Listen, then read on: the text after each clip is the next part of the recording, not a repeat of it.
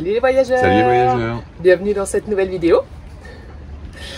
Donc nous sommes partis de Taanea pour Fakarava où nous avons fait un appro. Donc après un mois passé dans les atolls sans pouvoir acheter grand chose, nous étions un peu à sec de fruits et de légumes. Et puis là nous sommes à Toao, à Lansamio, et nous allons maintenant à Apataki. À Pataki où nous sortons Niue de l'eau. Bah oui, pour faire le carénage, parce que l'anti-fouling il date un petit peu d'un an, un petit peu plus d'un an, donc il est temps de le faire. Prendre soin de lui aussi, il y a des petites choses à faire qu'on ne peut pas faire quand il est à l'eau. Eh oui. Donc voilà, on part en navigation ce matin, il y a quoi, 20 000 à peu près? 20 000 jusqu'à de passe à passe, et puis après il y a 5-6 000 dans l'atoll. Donc on a eu que des bons échos de cet atoll, donc on se réjouit d'y aller. Donc c'est parti, on se retrouve en mer, puis à Pataki.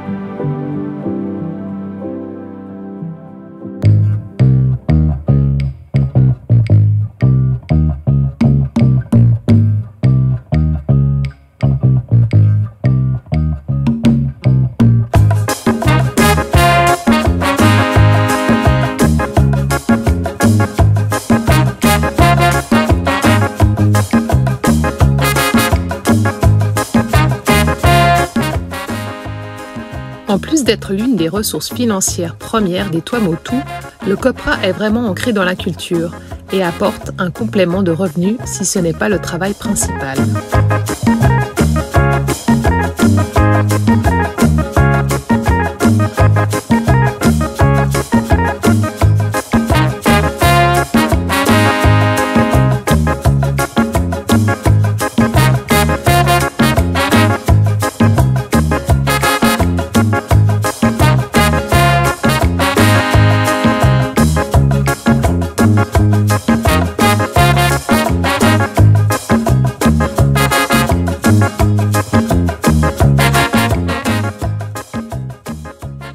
On est sur un petit motu à côté du carénage et en fait on a rencontré Marcel et là on est revenu le voir, il y a toute sa famille et donc là ils sont en train de pêcher des bénitiers.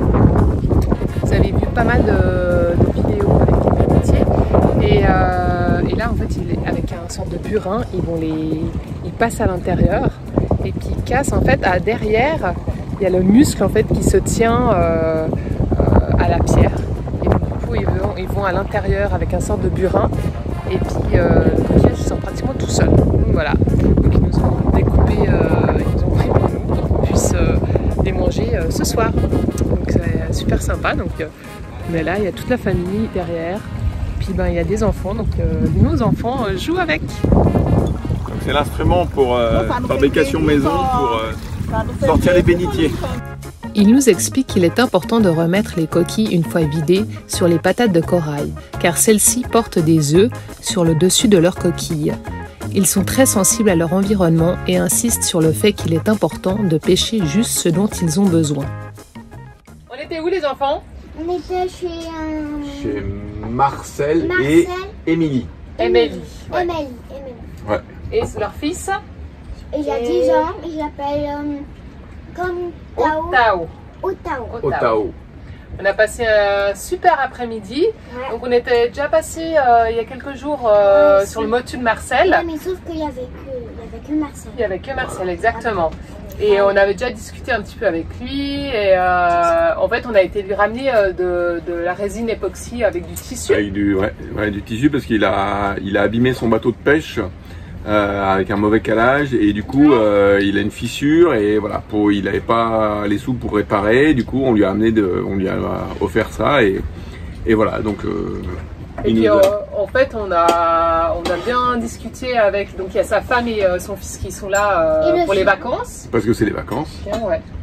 Et c'était sympa parce qu'eux ils étaient en train de pêcher en fait, ils venaient de pêcher, donc elle écaillait, elle préparait les poissons. Marcel il allait chercher des bénitiers. Des bénitiers, donc bénitiers. On en a là, donc ils nous en ont offert en fait 2, enfin même plus, mais nous, ça suffisait, les enfants n'en mangent pas. Et après, ils ont vu un petit banc d'alevins. Un petit banc d'alevins, enfin c'est des alevins, mais en fait ils restent petits. Donc ce sont pas des alevins, ils sont déjà adultes, mais ils sont grands comme ça, un peu violets, transparents. Et du coup, elle nous a expliqué, Émilie, comment les préparer, donc en beignets. Et donc, surtout, avant, vous les avez pêchés? On les a pêchés avec une moustiquaire. Eh oui. Et Léa, on les a fait en beignets, et puis on va déguster ça. Miam miam, miam, comme dirait Pat. Et ouais. Donc voilà, et puis on retourne demain parce que je lui ai demandé la recette du pain coco et en fait elle va nous en préparer, donc on retourne demain. Et puis les enfants ils ont un peu fait du troc avec des jouets. Ouais. Hein, Naël a trouvé un dinosaure donc il est trop content. Et donc il va échanger des jouets contre son dinosaure, il va faire du troc. Et c'était super chouette de voir les enfants en fait jouer avec Otao qui a 10 ans et aussi le petit-fils en fait qui a 3 ans, donc Manu. Donc voilà, c'était un super moment. On te souhaite une bonne soirée et nous on va manger nos beignets. Miam miam. Ça va pas? Bah oui, maintenant. T'as un petit stress? Non, pas encore. Ça viendra. On sort Niue de l'eau. Ça y est, on est à Pataki. Il y a un petit peu de vent, un petit peu de baguelette là. Il faut dire que la sortie elle est un peu particulière. Hein. C'est pas une darse ou... Non, c'est avec le tracteur, il faut passer entre les patates avant d'arriver à la darse. Enfin, c'est pas une darse, c'est une rampe. Une rampe qui a été fabriquée qui va dans l'eau. Et puis il y a le tracteur avec la remorque. La remorque qui va dans l'eau et puis on pose Niue dessus. Donc on attend, on est sur le canal 72, puis on attend qu'on nous appelle pour sortir Niue de l'eau. Ouais. Donc voilà, on va vous montrer un petit peu ce que ça donne. Alors on pourra pas tout, on a un petit problème de GoPro, donc du coup on pourra pas la fixer et on va essayer de filmer ce qu'on peut, puis on vous montre un petit peu comment ça se passe. Voilà, et à plus sur l'eau et sur terre. Bonjour à vous, Yorana. C'est bon, il t'a expliqué comment il faut rentrer, hein. T'as vu, tu laisses les deux piquets à ton tribord. Et une fois que tu vas rentrer, on va te faire signe de venir vers nous. La procédure, c'est quoi quand j'arrive près de la rampe? Donc tu mets quand même des cordes en sécurité au cas où, parce que nous on a assez de longueur. Et voilà, on sait jamais s'il y a un pépin et tout, qu'il y a des cordes à disposition. Quand tu vas commencer à te rapprocher, la priorité c'est d'attacher l'arrière du bateau, l'arrière bâbord du bateau. Pas de soucis, capitaine. C'est parti.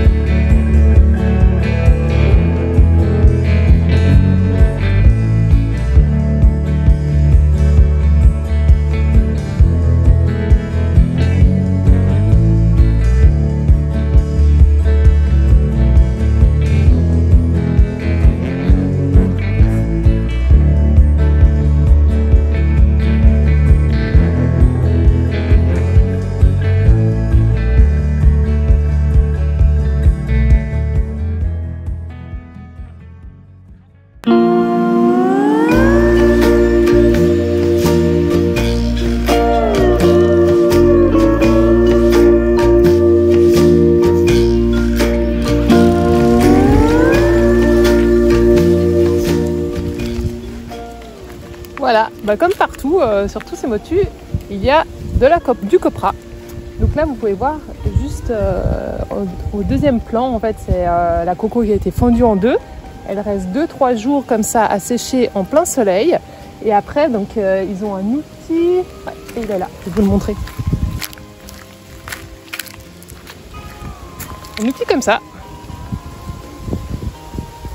Et en fait, ça permet d'enlever la coco de la fibre. Et après, ils la font sécher encore plusieurs jours, donc 3-4 jours comme ça. Et c'est hyper astucieux parce qu'il ne faut pas que ça prenne l'eau, sinon ça va moisir. Et donc là, on a appris qu'il y a différentes catégories du copra. Donc il y a la catégorie 1, donc c'est au niveau de la qualité. Puis après, il y a d'autres catégories, 2, 3. Et en fonction de la catégorie, la rémunération n'est pas pareille. Donc la rémunération de la catégorie 1 est de 145 francs pacifiques par kilo.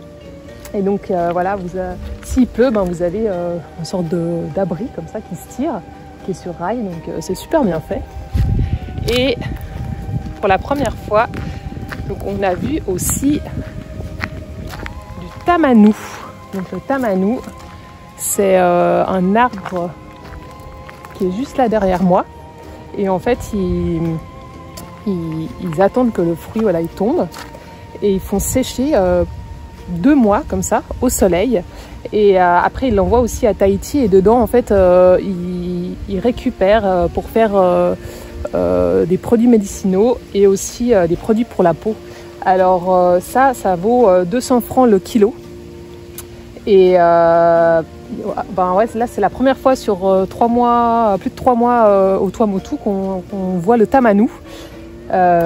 Ce qui nous expliquait la personne qui vit ici, donc on est au chantier à Pataki, c'est qu'en fait ça prend beaucoup de temps. Déjà, il faut beaucoup d'arbres et en plus le processus il met environ 1 année parce qu'entre les fleurs, après il faut que le fruit pousse, la récolte et le séchage, c'est très très long. Donc voilà. Donc c'est un cadre super beau ici à Apataki Carénage. Regardez-moi ces fleurs.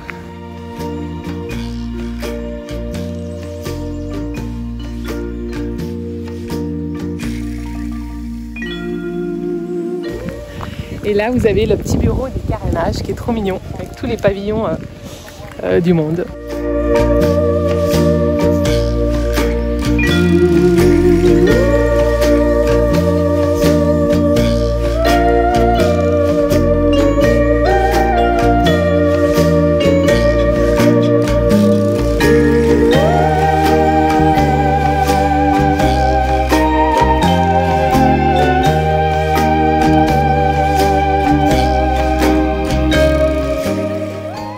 On a sorti Niue de l'eau, on a fait un carénage, donc on a refait l'anti-fouling comme vous pouvez voir.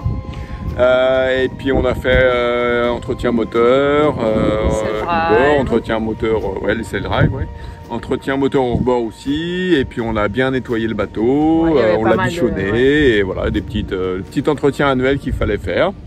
Voilà, donc on est prêt à remettre à l'eau demain matin, donc voilà, tout s'est bien passé, on est Pendant 4 jours à terre. Ça fait du bien de 3 jours. Ouais, 3 jours, 4 nuits. Oui, ouais, ça c'est... C'est déstabilisant en fait. Parce que tu regardes par les hublots, tu as l'impression que tu bouges, en fait non, tu bouges pas. Non, tu bouges pas, donc tu as le mal de terre. Mal de terre.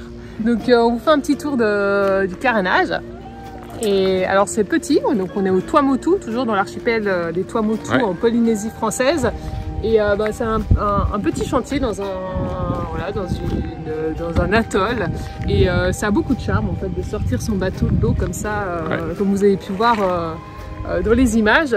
Et c'est vrai que c'est chouette. T'es dans la cocoterie, c'est très calme en fait. Il y a des oiseaux, ça chante le matin. Et puis 2-3 personnes qui sont à bord de leur bateau, donc l'échange est sympa. Ouais. Après, prévoyez tout ce que vous avez besoin si vous venez ici, parce que forcément on est éloigné et voilà, on a besoin de tout le matériel nécessaire. Ils peuvent prêter, enfin louer. Oui, ou commander des choses, mais ça peut prendre du temps, donc il faut aussi préparer à l'avance. Puis c'est un coût supplémentaire forcément. Donc voilà, on vous laisse encore sur quelques petites images et puis on se dit à plus tard dans l'atoll d'Apataki pour une découverte de cet atoll.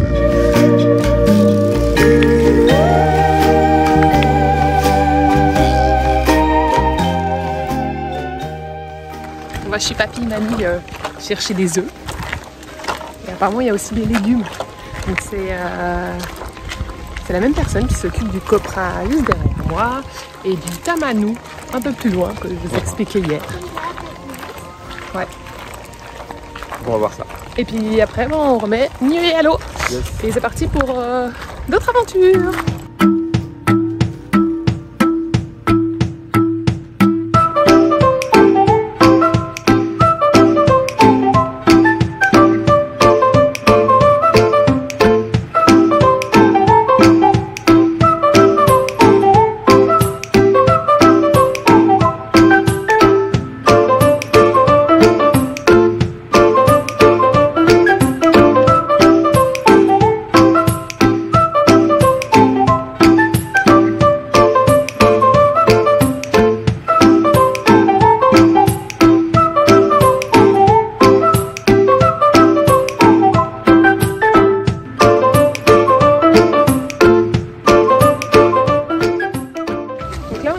De tiare, et ici donc vous voyez c'est les graines, c'est ce qui permet d'avoir après un arbre de tiare. Et sinon je reviens juste parce qu'il y a un voyageur, donc voilà, une petite pensée au voyageur qui nous a mis ce commentaire pour expliquer en fait pourquoi il y a ces sortes de tôles, enfin ces tôles sur les palmiers. En fait c'est pour éviter les rats de monter, parce que les rats arrivent à monter en haut du cocotier, aller manger les cocos, et apparemment ils sautent même d'un palmier à un autre. Donc voilà, merci aux voyageurs d'avoir mis le commentaire. C'est vrai que bon, y a tellement de choses à expliquer que c'est bien aussi de pouvoir partager entre chacun.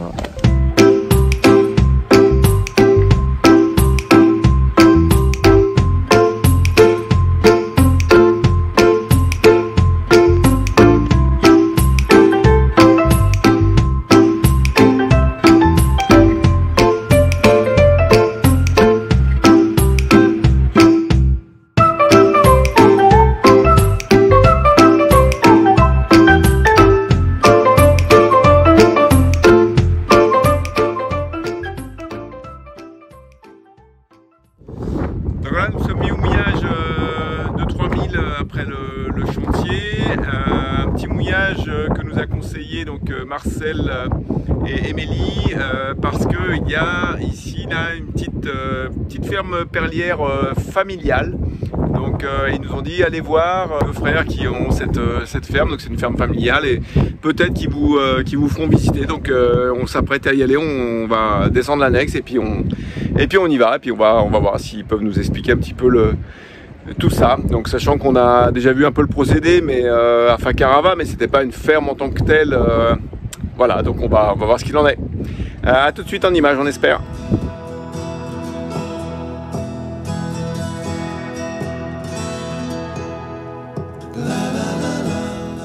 Tous les 3 mois, les huîtres sont lavées au Karcher dans ce lieu. La première étape, une fois les huîtres enlevées de leur chapelet, est de les entrouvrir afin de gagner du temps aux étapes suivantes. Nous avons eu l'opportunité d'assister à des greffes. Ici, le manteau d'une huître choisie pour la beauté de sa nacre est découpé. C'est le manteau qui produit la nacre et donnera la couleur de l'huître de Neuze.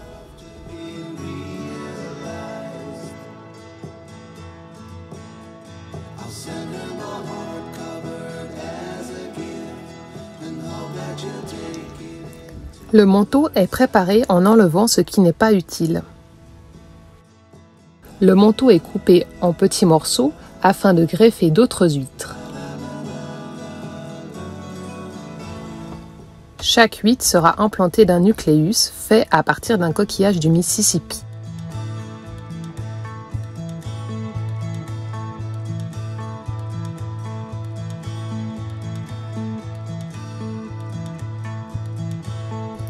En même temps, un morceau de manteau sera implanté qui, lui, produira la nacre autour du nucléus.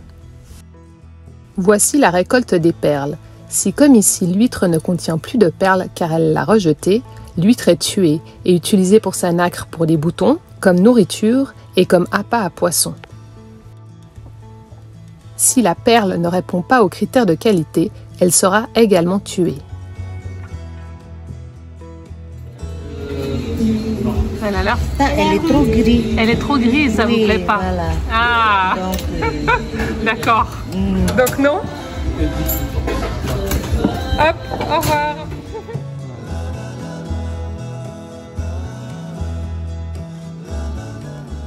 Si au contraire la perle répond aux critères de qualité, la perle est remplacée par un nucléus de même taille pour qu'elle ne reconnaisse pas le corps étranger et éviter un rejet. Ce procédé de récolte peut avoir lieu jusqu'à 3 fois sur la même huître.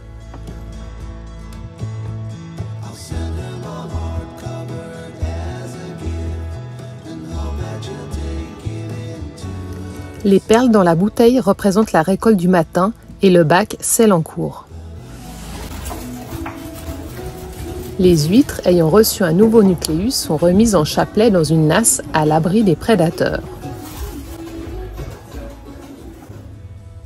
Voici les huîtres en attente d'être travaillées ou remises dans le lagon. Les nasses sont ensuite empilées dans le bateau et remises dans le lagon par environ 6 mètres de fond.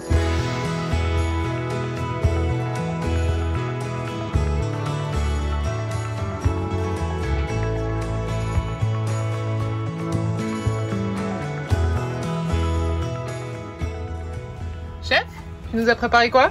Alors, un petit carpaccio avec de l'huile d'olive et puis du citron. Et puis là, c'est cuit dans du citron uniquement. Mais c'est quoi et ça vient d'où? Ah ben, ça vient, c'est la ferme perlière. Donc, ils nous ont offert un sachet de muscles d'huître. Donc, et c'est, paraît-il, super bon. Donc, on va goûter ça. Chez nous, on appelle ça le pied. Ouais, le pied, je sais pas. Oui, le muscle. Non, c'est le muscle. Naël, tu vas goûter ça? Camille, tu vas goûter? Allez, Camille, goûte.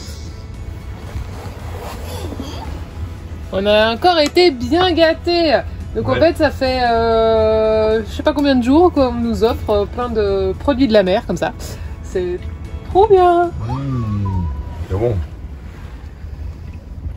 Délicieux. C'est bon? il n'y a pas de goût. Ça n'a pas de goût. Quand même. Bah si. Ça, tu vois que ça a du goût. On quitte notre mouillage de la ferme perlière.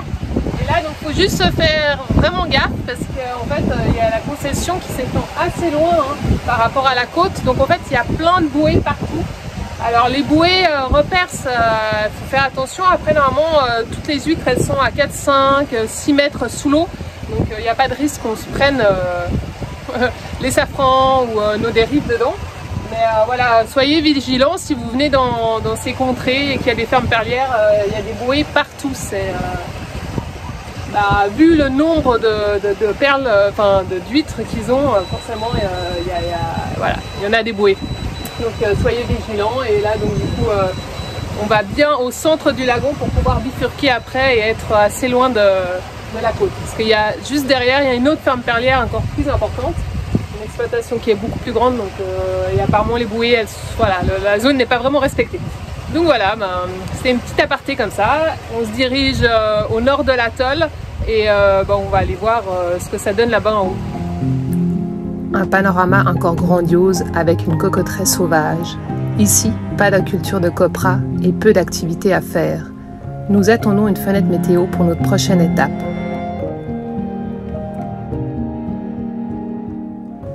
Malgré toutes ces belles escales et découvertes, le rêve n'est pas toujours simple. L'interrogation de l'évolution de nos enfants hors de la société et de leur scolarité, les difficultés liées à notre différence et ma peur de la mer sont autant d'éléments qui viennent perturber ce rêve.